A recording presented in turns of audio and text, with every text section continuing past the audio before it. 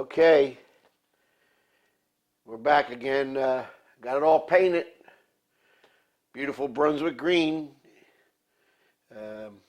Dark green locomotive enamel. That's the way it's supposed to be said. But a lot of people say Brunswick green. It even says that on a scale coat, Brunswick green. So, but it's not really Brunswick green. But anyhow, but I don't know if you can see in this picture. It looks black. Let me see if I can make it look green. And I got to get a stronger light, I guess. But it's certainly, if you look down here, you see that's black there. The drivers, all this, everything here down is black, like right in here. But, okay, so now I painted it up, primed it, painted it, show a picture of the prime, painted it, 2-3 coats. I used a big gun. I used a gravity-fed, low-pressure gravity-fed gun. And, yeah, okay, Harbor Freight. Well, anyway, it works. It worked nice for $10. That's what it cost. Anyhow, got it all back together. Got to work on the pump here. I got to take it apart, maybe. I got to paint it yet. It's not painted. I got to take it apart and see why it doesn't work. It always is a problem. I really want to make my own pump, and I will someday. Now I got to go around with the airbrush. Now this little airbrush that I got from Harbor Freight, whatever you want to call it, Harbor. Let me tell you what, worked pretty good. And cut in. Now I got to touch up all the bolts, everything, all the bolts and so on. I put it back together, and it's going to take, I got to put like a piece of cardboard or paper behind it, like this here, for example. Just take a piece of cardboard, and you're going to paint that, you cut it and paint it. So you're not getting paint all over the place. And you attempt to slide a piece of cardboard in there and then paint it like that. I got the... Now, 2 things I want to tell you. I told you wrong in the last video. I got to go over here and find it. Now,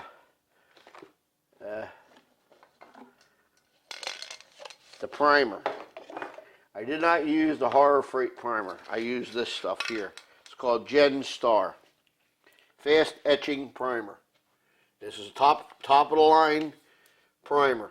Now, when this went on, believe me, it looked great. It really did. And this is $22 a can. And I used 2 cans. I got a little bit left in each can. I still have to do the tender. And I don't know what I'm going to do there. I'm probably going to wind up, just like here. I'm not going to take it apart. Blah, blah, blah. Well, I did. I took it apart, painted it, because there's no way you're going to get around all these pipes. I painted everything individually. And I'll tell you what, it just looks absolutely beautiful. Anybody says that scale coats do good, well, there's something wrong with them. Because that stuff is great. It's really, really good, smooth paint. And I like it. And I'm going to do the tender, or bring that back. I got to do the tender. I still have to do the smoke box. Now, on the smoke box, I told you wrong on that too. I told you gunmetal gray and silver. 2 this to 1 of that. Well, or 2 of these to 1 of these. I don't forget what it is, but it's really not the color. This is Gerber gunmetal. Now, if you could see here, I don't know if you can see it right there, but that's the too light. If you can tell, this is the old one. That's way too light, too much silver. Now you might want that on some engines, but not on a K4. You got to remember, this was, I don't know if you can see it back here. Now I painted the firebox. I painted it. It's supposed to be graphite and oil. Now there is a color like that. And I like to try it, but in any event, if you notice here, right above the running board, that line there should have been level with the running board, but it didn't work out that way. So what I remember now, what I did was I painted that Brunswick green right along there to blend it in so you didn't see it. and it turned out okay. Tell you what, I looked at all the piping. I thought, wow, what a nightmare. How am I going to remember where all these go? But it wasn't too bad. It went together pretty nicely. It took me about a day. Now, back here, back in the back, we got the numbers, which I haven't taken off yet because I want to wait till I'm all done and then peel them off. But otherwise, everything's looking pretty good. Now, next step is to do the smoke box. And be careful with that. I gotta do the light. I'll wait to the end to do all of these pieces. I'll probably kind of put something underneath there, clean them real good, Q-tip or something, get some of the crud off of them, and then just with the airbrush. It's the only way you're gonna do it. You can't use a big gun there. And it's coming out pretty damn good. Now the side rods, there's another problem. I took them off, and I have to plate them. And I'm waiting for some plating solution. I use electroless nickel, and it worked out fine. It lasted all these years, and I guess, maybe got a scratch in it. Well, I don't know. Peeled off a little bit. But I'm going to attempt to try to plate them over the plating that's there. In other words, add to it to fill in. We'll see what happens. If not, I'm going to take it all off. Bead blast, glass bead blast, not sand blast. I have both. I have a bead blaster, glass bead, and I have a sand blast. I have both cabinets, 2 separate cabinets.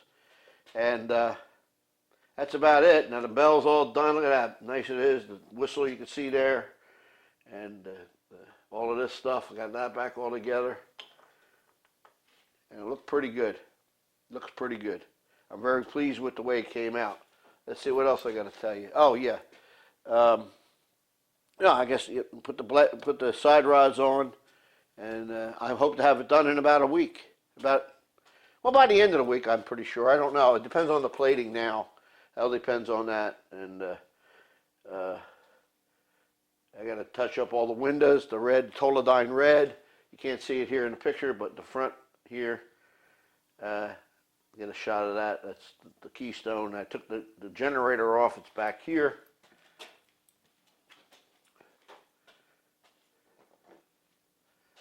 Here's the generator and the whole stand for it. I gotta clean it up, and spray it Brunswick green, DGLE, and that go back on the front. I didn't take this off because into the smoke box, I guess the bolts kind of corroded, and I was afraid to break them off. I just didn't feel like tapping all that, so I masked it off good, sanded it a little bit, and hit it with the Brunswick green. So that's what they call the ladies' front end. Now, why is it the ladies' front end? Well, what I was told by someone who knew that during World War II, they put those platforms, that's when they brought the generator down and put the headlight up here. Not on all K4s. Some of them had the old headlight. They were a lot different. The generator originally was up here. They switched it to down here. I guess it needed servicing, and they put this platform on for women during World War II so they can jump up on this plat. And it just stayed there after the war until they scrapped them. But it's called the ladies' front end. So I'll tell you what a beautiful, beautiful job. That looks absolutely beautiful. And that is a real K4, believe me. That engine, this engine I should say, runs just like the wind, man. I wish all you could see it in person. One time, Jack Bodeman, he saw a lot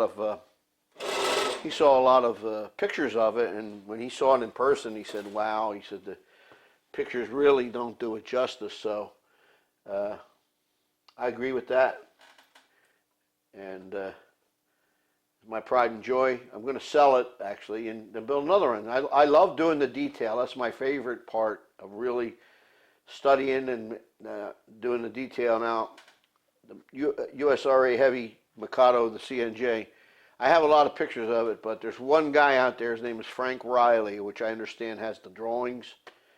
I'm going to attempt to do it. I do have the drawing of the boiler, which is important in the cab. I have that because on the CNJ, they had Wooten fireboxes, so I have that drawing of the actual firebox and the boiler, which will give me a lot of the location of everything if I study it long enough. But I have that thanks to a friend, Mark Landgraf, up in the Adirondacks, and I'm willing him when I kick the bucket, he could have all my prints because he's been doing scanning. I understand he has over 250,000 scans now, and I hope that he will become some sort of a source for these drawings. I didn't do any bushings or anything. I had to do a bushing here, but I didn't do anything here. That's got a little bit of a play. It's not bad. It's not bad. This thing here, one of these days I got to do that over, but that's going to require getting the whole thing out of there. I'm in pretty good shape though. I like it. Came out nice. That's about it. Okay, so one last video on this series is going to be the finish, and I'm also, I think, going to do a video on the plating, because I really like the electroless nickel. You don't need to have all the, there's a kind of a smell to it, but mostly not, and it works fine. I don't know, 2004 till now, it stayed on, and I expect it to stay on longer if I get it all done. But anyway, I was able to paint the drivers really good now and get them all done right, and get the crosshead. I got to touch it up. I'm going to go around with a little black and touch up rack, green, silver. Okay. I hope you enjoyed the series on this. I got one more shot, one more installment on a series, and we'll see you on the next part. Thank you.